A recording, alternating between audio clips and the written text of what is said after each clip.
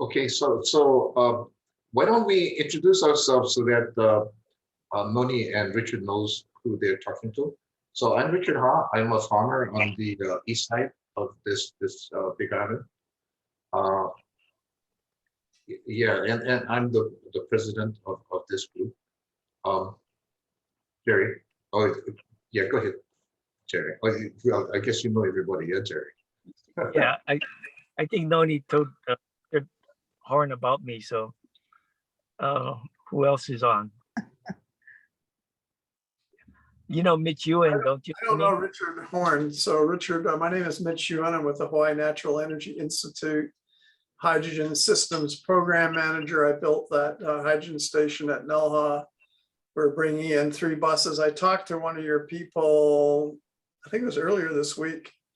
We had a nice long chat, probably too long. I like to talk. Was that Alex Lasaka? Yeah. Yeah. And I'm not sure if you were on the tour. Were you on the tour to the site? No, I was not. Yeah, okay. So anytime you're down there, if you want to see it, I don't know where you're located, but if you want to stop by, you're welcome to go in and check it out.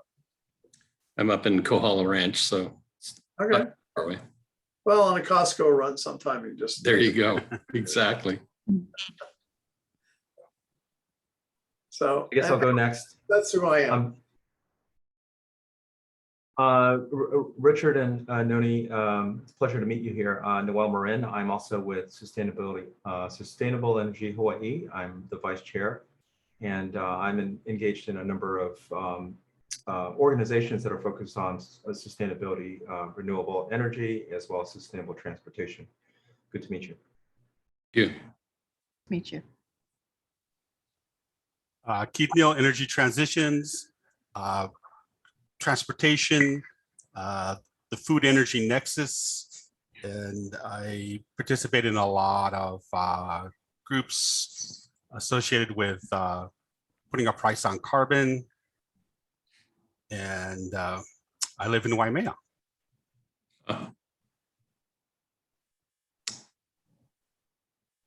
Okay, well, I guess I'll go next. Richard Horn, president of Site Constructors. We build a lot of renewable energy plants all over the world. But primarily, I'd like to stay home in Hawaii. We built about 7,000 megawatts of hydroelectric power all around the world. We built a number of wind farms all over, and we build solar projects. We built projects for the last 35 years here in Hawaii. We built on Kauai, Maui, Oahu, Big Island, and Molokai. So we're fairly familiar with Hawaii. And we have a few wind farms that we own here. And we're obviously trying to get a new PPA for our Hawi Wind Farm.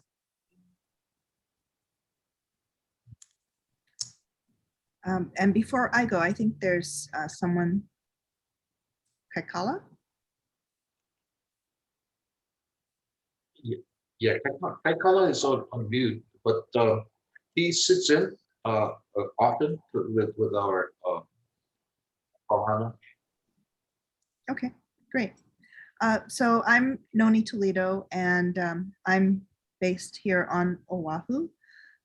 Primarily, I work with developers and contractors like Richard throughout the island, throughout the islands, on all the islands, and help and assist to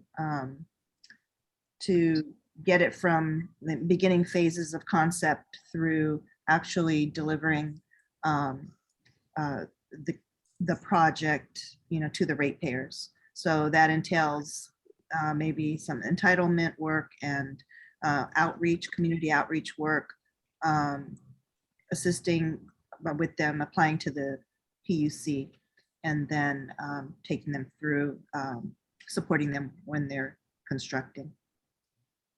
So today we wanted to provide you folks information on Hawi Hawi Wind, which is out there in Hawi, and it's a 15-year-old wind facility. And what's happening is the PPA is currently up with Helco or HECO. And so that has to be renewed in order for it to continue operations. It is really more of a contractual issue than anything else, because as we take you through the presentation, you'll find that a number of things will actually stay the same. So we wanted to share it with you, with your group. I asked Jerry if we could share because your group is so focused on green energy. So if I could just share my screen.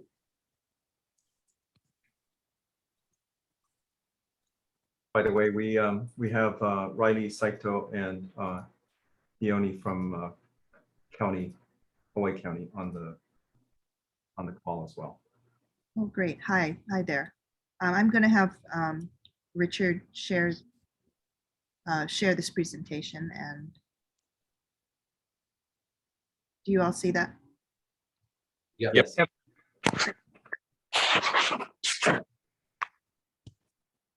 Okay, this is a photo of some of our cows. We raise cattle on the same 250 acres that we have the wind farm developed on. The wind farm consists of 16 660 kilowatt Vestas V47 wind turbines. It has a switch yard. We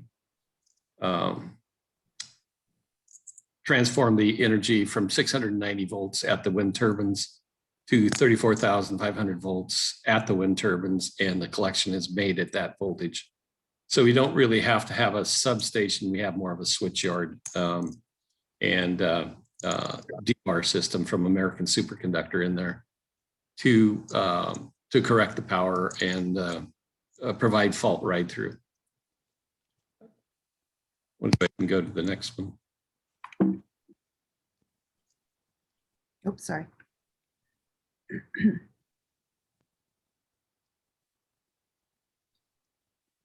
Can you see that? Oh, We're still on the first slide. so sorry. Let me go back again.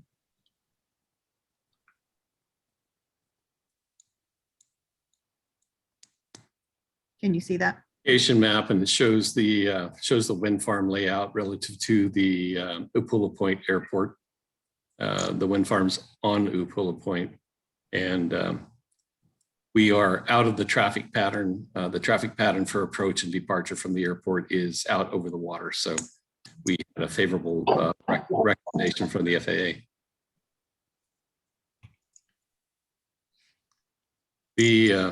The benefits of the existing project are, if you take a look at it from the ecological point of view, it provides green power, clean, renewable energy to 2,100 households in the north of the state or the county. The energy is produced at a lower cost than fossil fuel or avoided cost. Avoided cost currently is running about 15.5 cents on the Big Island, and our proposed contract value is 11.9. It was going to be lower, but we had a number of issues that the utility said we had to incorporate into the repower, so that's what drove the price up a bit. This power line that we are connected to is a 34,500 volt line, runs from Waimea over the mountain to the North Kohala area.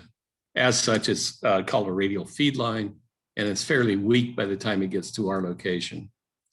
By us connecting to that radial feed line, we provide more stability by supplying voltage support and hertz support to the system. The wind farm is complementary energy to solar in that, there's plenty of days with a lot of cloud cover, and solar provides some power in that situation, but not a full power output. And the wind obviously doesn't care if it's cloudy or not. And this is one of the windiest sites in Hawaii. By maintaining the PPA, it preserves the 250 acres that's dedicated to grazing cattle and for the renewable energy production. And by having the wind farm there, it supports the cattle ranching that provides food and jobs to the community.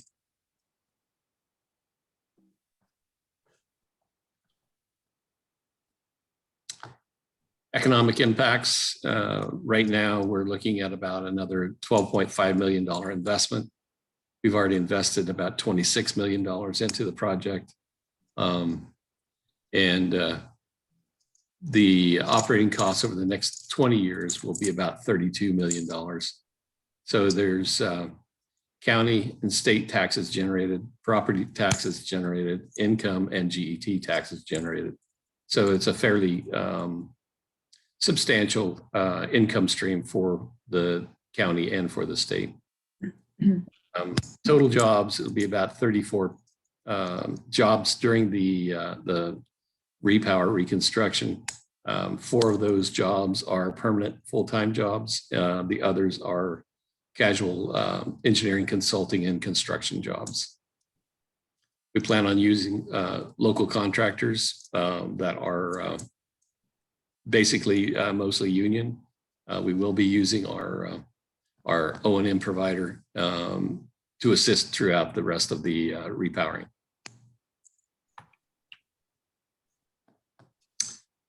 The benefits of Hawi Energy. We contribute obviously to the state's 100% RPS standard by 2045. It reduces greenhouse gas emissions. We have to do studies to prove that out and prove what the actual impacts are for the greenhouse gas. Obviously, there's not going to be much because we're utilizing the same turbines, generators, and gearboxes over again. It mitigates the negative influence of carbon that would contribute to sea level rise and climate change. Our current PPA ended in May 2021. Our PPA that ended actually has a evergreen component to it, so we can continue operation at least through the end of this year. And we plan on having our new PPA negotiated finally with HECO within the next month or two. The new PPA will decouple the rates from the fluctuating price of oil. Oil right now is driving the cost of the energy higher and higher. Like I said, we're about 15.5 cents on the present cost of oil. Cost of oil is predicted right now to be over $100 a barrel by the end of the year. The PPA that's proposed, the 11.9 cents, is a flat rate, and that way there won't be any adjustment to that rate going forward for the next 20 years.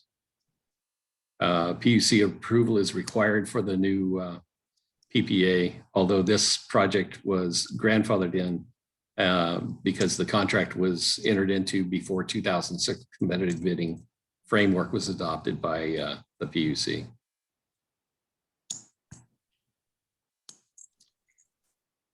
The repowering plan, we're not planning any exchanges to the blades or the turbines.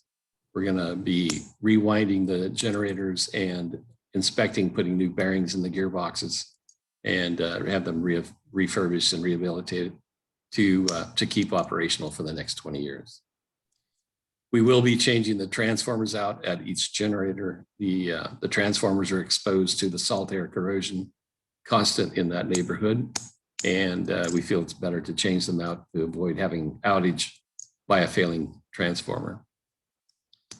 The on-site substation is actually a switch yard, will be upgraded. We currently have American superconductor equipment in there for the voltage regulation and for fault ride-through. That's the earlier generation. Obviously, it's been in place for 15 years, and they have newer, better technology out now. We'll be replacing those components with another couple of $1 million in upgrades, which will give even better quality power. For permits, there is no environmental requirement because we're not changing anything. The cultural permits are the same. This property was farmed in sugarcane for many, many years. So we don't believe that there's, and we've had investigations done, we don't believe there's any cultural remains in that area. Electrical and building permits are required because we're going to be changing out the electrical gear in the substation or switchyard. And we only have to have electrical permit for the new connections and foundations for the new gear that's coming in. We will be, or we have started the HCP ITP Habitat Conservation Plan incidental take permit for the project. That permit is typically a 4 to 5 year process, and it's several $1 million to get that finalized. But we are in process of getting that now. The alternates to the PPA extension, it would take between 4 to 6 years to develop another source for producing an equal amount of power in that area. We cannot put solar in because of the classification of the soil. It doesn't lend itself to a solar development that would be of the same generation volume. Fossil fuel generation would be required in the interim if we were denied and didn't get to continue. They would have no other choice but to utilize fossil fuel generation from the Waimea area. The likelihood of another project going in that area it's pretty small because there is limited capacity in the 34.5 line that goes from the North Kohala area over to Waimea. And in fact, the excess capacity in the line is consumed by the 10.56 megawatt wind farm. The equipment would be have to be decommissioned and removed from the site if the project didn't continue. And it's just a shame for an operating system producing green energy that would have to be decommissioned and disposed of.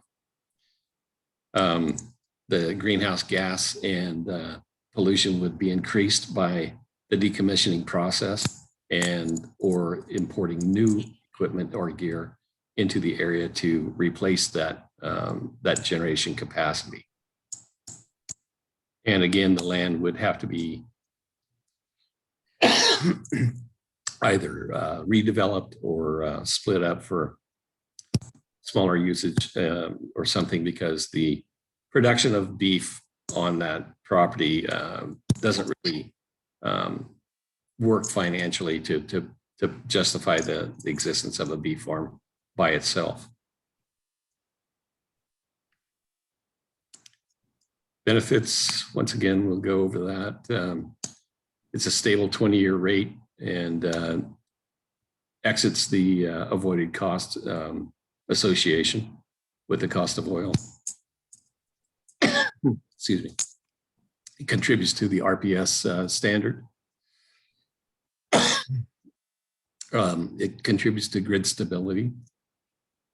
To the economy, it adds about $44 million in the economy, excuse me, over the next 20 years. Creates and employs about 30 additional people over the 4 that are there full-time. Excuse me. Contributes to the county and state tax revenues. And it allows us to continue the operation of the cattle portion of the farm.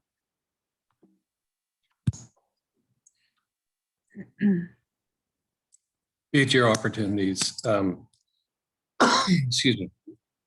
We've been working with the utility for a number of years trying to get a microgrid established in the area. Anybody that knows of the area knows that we go through a number of power outages during the year, typically caused by a fault on the transmission line running from Waimea over to North Kohala. There's only one transmission line. And anytime that line goes down due to a car accident or a windstorm blowing trees into the transmission line, it'll take the line out, sometimes for days at a time. We have the ability, by adding batteries and establishing a isolated area, to provide a microgrid that we could support with batteries, and with batteries in place, we could continue operation of the wind farm, continuing to renew the battery charge as well. There are grants available through FEMA, and we've been trying to work with the utility, like I say, for years, trying to get this in place, which would solve a lot of issues for the North Kohala area. The PUC is working on a tariff for that microgrid, and we'll wait to see what the outcome of that is to see if it's of value or not. Our next steps are obviously to continue what we're doing with you guys, reach out to stakeholders, get community feedback, conclude our negotiations with HECO. Again, that should be done in September to meet the construction timeline. The PPA would need to be in place with the PUC in the first half of 2022. Repower construction activities would start no later than October 2022, with a repower completion in April 2023. We would, in parallel, work while we're doing all this work with the HCP ITP development and application.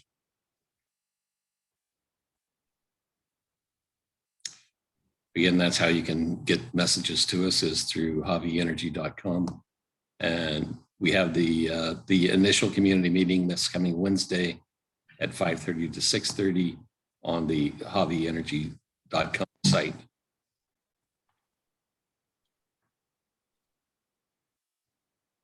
That's all we have. So any questions?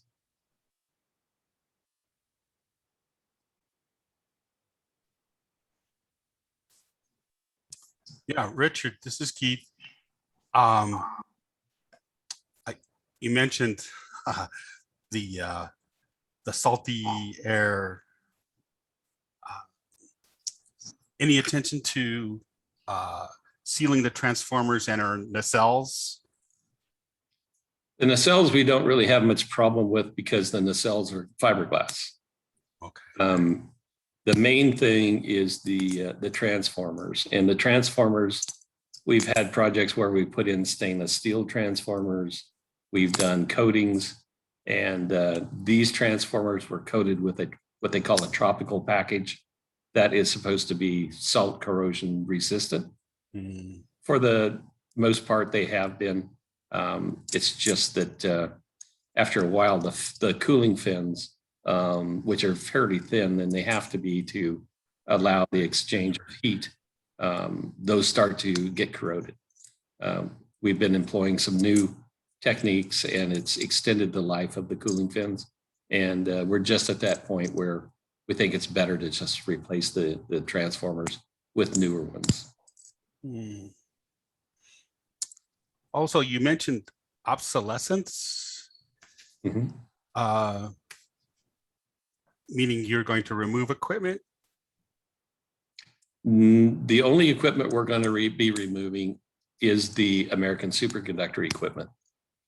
And one of the main reasons for that is the American superconductor equipment was, when we built this, it was the state of the art, and it was the newest, best thing in the world. They put a number of these in service all over the world. In fact, when they had the battery fires over at Kahuku on Oahu, they removed the batteries, took them out, and put in American superconductor equipment quite similar to ours. American superconductor has developed a better stage, probably the fourth iteration of the initial product that we actually purchased. And it's much smaller, more compact, and better environmentally, and it performs better. So could it be repurposed? I mean, I have a 21-year-old car, it still works. Oh, yeah, it does. There's no doubt. But the problem is they're not building the replacement components that go to the gear anymore. And without that gear, we can't run. So we have to make sure we have durability and the responsibility to make sure that the system is serviceable going forward. Got it. Thank you. Yeah. Yeah, thank you for the presentation. Good job. Just clarification, you mentioned 15 cents above the oil rate? Right now, the price of oil on the 1 month future looking contracts, the voided cost right now is 15.5 cents. Oh, okay. And what we're proposing is somewhat less than that. Will only be at 11.9. Okay, thank you. Uh-huh.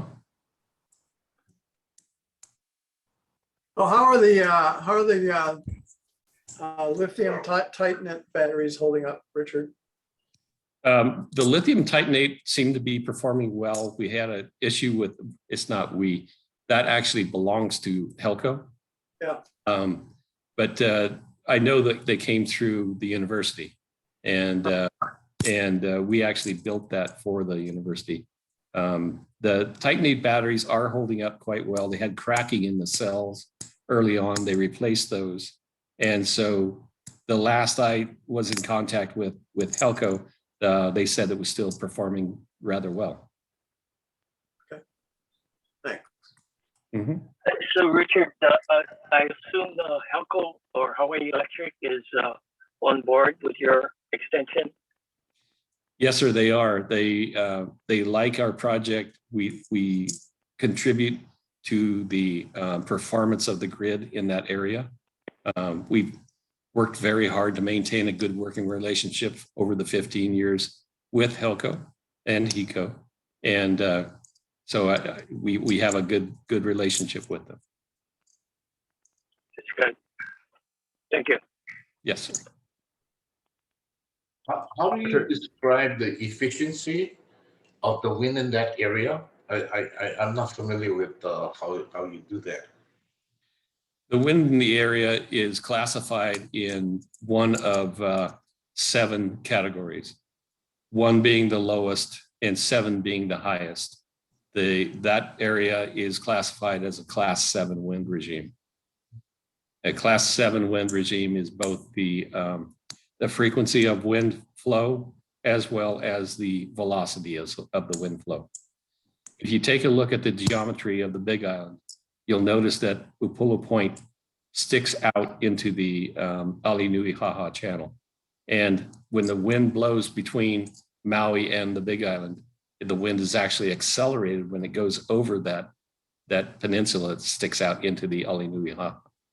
And so we have very good winds, and we typically run about 40 to 45% capacity factor, which is world class.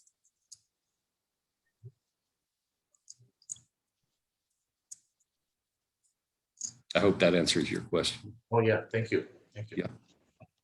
Hey, Richard, Noel here. Thanks very much for this information and for enlightening us about this, special project or space in our renewable energy portfolio. I have a question about barriers. So, I mean, from my perspective, this is a very positive, component, as far as our energy system is concerned. But are there headwinds? Are there objections or barriers to proceeding with the project? We've not heard of any barriers. Obviously, there's always some people that would be discontent with whatever you do. But we have not heard of any real complaints. When we initially built the project, there was a number of people that had recently moved to the area in an area called Malia Ridge, which is up on top of the mountains. They have a nice view going towards Maui, and they were complaining quite a bit. But once they saw the actual operation and how we designed the turbines. We designed these turbines to be as low to the ground as we could. Typically, these turbines are built on 70 or 80 meter towers, 240 feet tall. We designed these towers to be 134 feet tall. And the only reason we went that tall is you have to have clearance of the blades when they come near the ground. The prevalence of the prevailing wind is strong enough and consistent enough in this area where we don't have to try to go higher and catch the higher velocity winds. So that's why we designed them to be as low as we could and keep them out of the view plane. Thank you. Yeah.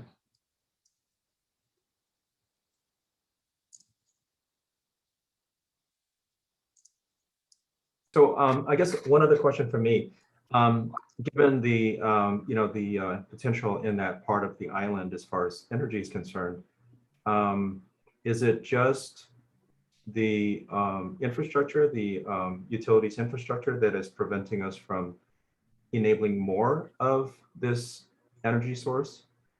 Exactly. To develop this project, to give you a little history lesson here, there used to be another wind farm up at Cajo Ranch, Monty Richards Ranch.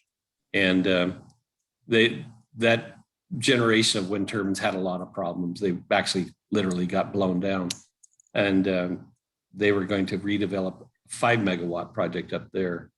I met with Monty, we came to an agreement, and we moved that capacity down to the Hawi site, because it's actually a more benign site. It doesn't get the huge swings of wind velocity like you do up on the hill at Cajo Ranch. And so that's how we got it up to the 10 megawatt size by incorporating both of those reservations for wind energy. But right now, we've done the studies, and we've had Helco do the studies on the capacity of that 34,500 volt line, and it won't take any more power into it. If you do, you wind up with a sag condition between the pole structures, and that would contribute to the failure of the line itself.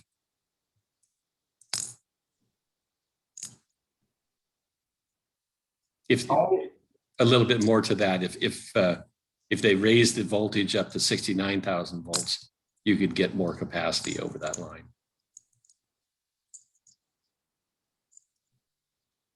How's the reception been from the community, the Kohala community around there? Again, we haven't really had any negative feedback. I don't know that we've had a lot of feedback, but we've not heard much. Like I said, the initial time when we actually built the project, we had a few naysayers, but those all quieted down, and we try to get along with everybody in the community. The only real comment that I remember from the initial installation was they wanted us to paint the towers to look like palm trees. Oh. But the FAA dictates what color the turbines have to be. Is there a battery still involved with your system? I thought there was like a NREL study or something. There is one battery there. It's not a lithium ion battery. It's a lithium titanate battery, and it's a power smoothing battery. In other words, the turbine itself will have gusts that come in and out. So you take a 1 megawatt, or in this case, a 750 kilowatt battery, and you run it about half charged. That way, if there's a big inrush of power through a sudden gust, you can put that extra energy into the battery. And again, you can dispose that energy when needed into the system to smooth the power in the Helco line. Hi, Richard. This is David DeLuz. I'm sorry I came in late, but So I understand that the batteries make it more to have more opportunity for dispatchable and to create that this as far as it going in. But any opportunity where these turbines are going that there's capacity for pump storage project? We actually developed a pump storage project up at Kahua, and we were ready to move forward with it, but we couldn't get the utility very interested in it, David. Just a little bit more background. We build a lot of pump storage at various places in the United States. And so we're quite familiar with pump storage projects. So how big a power system was that projected to be, Richard? The pump storage? Yeah. The pump storage we were looking at was about 14 megawatts. But it's an economy of scale. You could actually make it cheaper by making it bigger. But again, there's no transmission there to send the energy out with. Right. So Richard, does the HECO transfer the savings from your energy to the consumer in Kohala? Well, it actually would be the savings to the consumers all across the island, because this energy is dispatched wherever there's a need for energy throughout their whole system. And But I don't know what kind of transfer of savings they would make, but it's hard to say there wouldn't be savings when you're only paying 11 cents for the power, but you're trying to sell it for 40 cents. that's what I mean. Yeah. So we have all this cheaper energy, but we don't see a cheaper cost to the consumers. I think that's where you need to talk to the consumer advocate. Yes. Or Richard Ha. Or Richard Ha, there you go.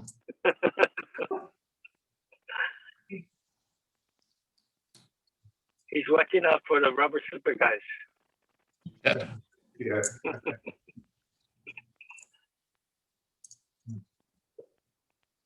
So any more questions? If not, Noel, you want to continue? Or maybe Nonie, you want to say anything else? Yeah, if I could just tell you, what the next steps are, and we appreciate you inviting us to this meeting, because we do want to get as much questions and feedback as possible. Just to frame this, this is probably one of the first examples of a renewable project where the PPA is expiring or has expired. And what are we going to do with these projects? And so what the PUC must do now is make a decision if they're going to be approving a renewal, or if they're going to deny the renewal, or if they're going to deny it and say you must go to bid against other new projects. The way we see it is that we're so far from 100% RPS or renewable portfolio standard that you need to keep the ones that you have and extend the life when you can, and then add and layer more on top of that. Right now, we're seeing new renewable projects take about 4 to 6 years to go from concept to bid to getting approvals to getting in the ground, right? And so we can't really afford to lose what we already have, because we'll just be at a deficit. And the other thing, the other message that we want to say is that you need a diverse portfolio of energy. You can't just have all solar. Like this particular project, it produces energy when the sun doesn't shine, right? Even though it doesn't have a storage battery. So what we're hoping to do and to ask of you all as individuals or as SEH is to consider providing support letters to the PUC, because that would definitely help to show the support of the community And then, especially as we know, just lately, there's been so much controversy with wind. We want to show that there is support for this particular project for renewable and for extending existing contracts. So we'd like for you to consider that. We'd also invite you to the community meeting on Wednesday at 5:30. And if you're interested, or if you have any friends who might want to come, it'll be a short presentation. You can register on HawiEnergy.com, and it will be a virtual meeting. People can ask more questions, give more comments, and we'll have a formal comment period of which those comments are gathered. They are being requested to be provided to the PUC when we put our application in late September. And then I can forward to Jerry Richard contact information in case you have more questions. You can either go on the website, which we're checking all the time, or you can email or call Richard or myself. We'd also like to offer a tour of the facility to anybody that would like to make the trip out to Hawi to actually see how the system works. Richard, what I would love to see is if you could repower with more capacity of generation and include a battery system that could provide the micro grid support. And in the meantime, while it's just sitting there, produce hydrogen. We'd like to do the same thing, believe me. We had it designed. In fact, we are actually bought some turbines to expand the wind farm by another 2 megawatts. And we were told there's no capacity left to do that with. See, but that radio line is such a risk for the community. I mean, you're just like out on a string. Exactly. And somebody just goes, boop, and what is that, like 10 megawatt load down? Yep. For the community. And yeah, I would think that would make sense, especially since you have the infrastructure, you have the wiring, you have the towers, you have the blades, you have everything. All you do is change that inside module, put in the battery, and you like increase the resiliency like 100 times for that area. Exactly. It's funny because the area of North Kohala is fed by a single incoming line. So to perform yourself as an island, you only have to install some breakers, which they already have. They just have to make them motorized to isolate and be a true island. And then that way you can do what we call a black start and be able to bring that portion of the grid back up. It's something we do all the time in the hydroelectric business. Yeah. And in the meantime, between disasters, you're producing, hydrogen molecules that can be stored and transported anywhere. Yes. Like with, unlimited shelf life. And so, yes. That is a form of storage. A battery is one, and so is hydrogen. So yes, it would make sense to take all that infrastructure, environmental work, everything that goes behind standing up a renewable energy generation facility and have that really maximized in its contribution to the island. Yep, I agree. So Riley, this is David. Are you maybe perhaps suggesting that the resiliency in regards to the firm energy would be the excess power generated by the turbines to convert hydrogen, and then having hydrogen generators be the firm? It could be, but the battery could be the initial startup, after the drunk driver hits the pole and all of Hawi goes down. The battery will be the reactive power that holds that. But you also have in community centers, well pumps, other things, fuel cell generators that have been supplied with hydrogen from the wind farm. Okay, so you have now a true microgrid with diversified points of generation in which the energy that they provide is coming from the wind farm, 3 years ago. so you're not wasting a day of wind. You're storing it, and then you use it as needed and to mitigate, downtime, cell towers, radio. I don't know, all the things we need to operate. So Riley, what I'm hearing that this is an opportunity to expand the PUC's thinking of storage that we maybe have to take a look at to energize this particular opportunity for this project. I would think so. Because you're using the whole infrastructure that's there. Like when Richard says the 5-6 years, I mean, EIS, EA, SMA, all these things that take years, they're done, okay? And all you got to do is plug in a bigger generator for the wind, the existing infrastructure that's built there to create more energy that has an unlimited shelf life. And it's ideal because it's in a community that needs the resiliency advancement, because they're out on a string at the end of the line. When you think about it, there's hospitals out there, there's numerous small grocery stores. You're isolated, you're a long ways from Costco or any place like that. And when the power goes down, all your infrastructure is down, and you don't have the ability to provide power for the hospital other than diesel generators, or to keep food cold for preservation.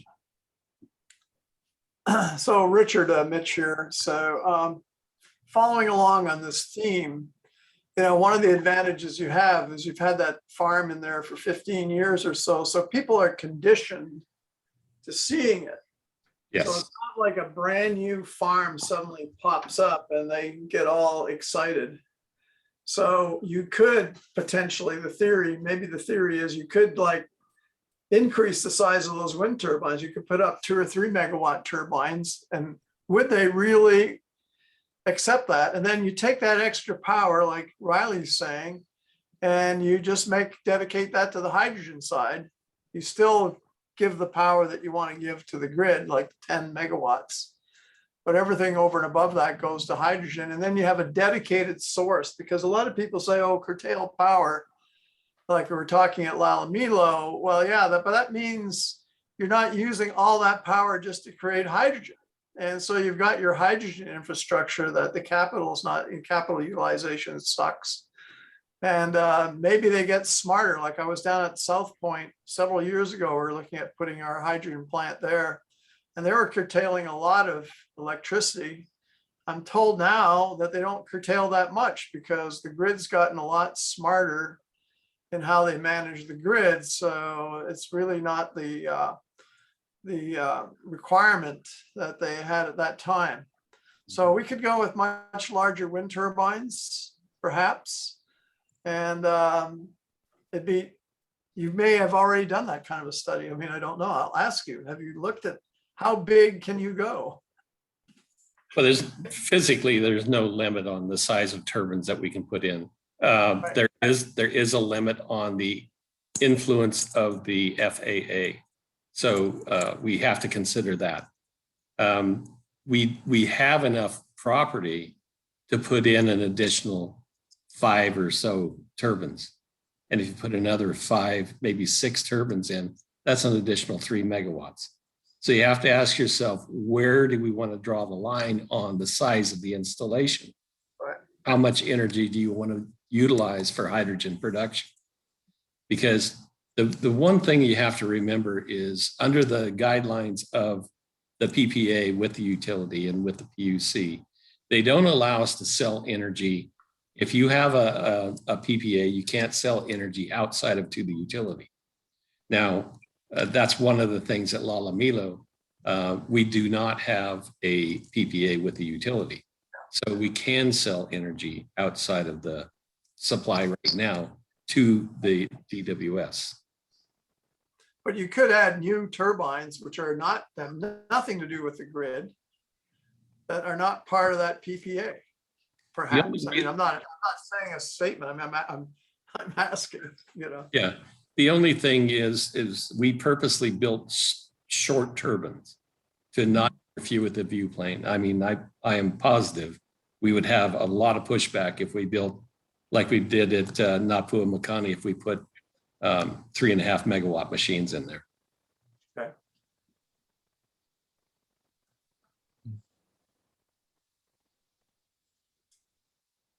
Well, we're coming to the end of this session, and so if anyone has any, last, any additional questions, we should probably start to wrap up. Richard, thank you very much for making time to, share, to enlighten us about this opportunity and what's going on up north. I think it's very positive in my view, and I'm looking forward to seeing how, we can, provide support as individuals or as an organization. Does anyone else have a comment or question for Richard or Nonie?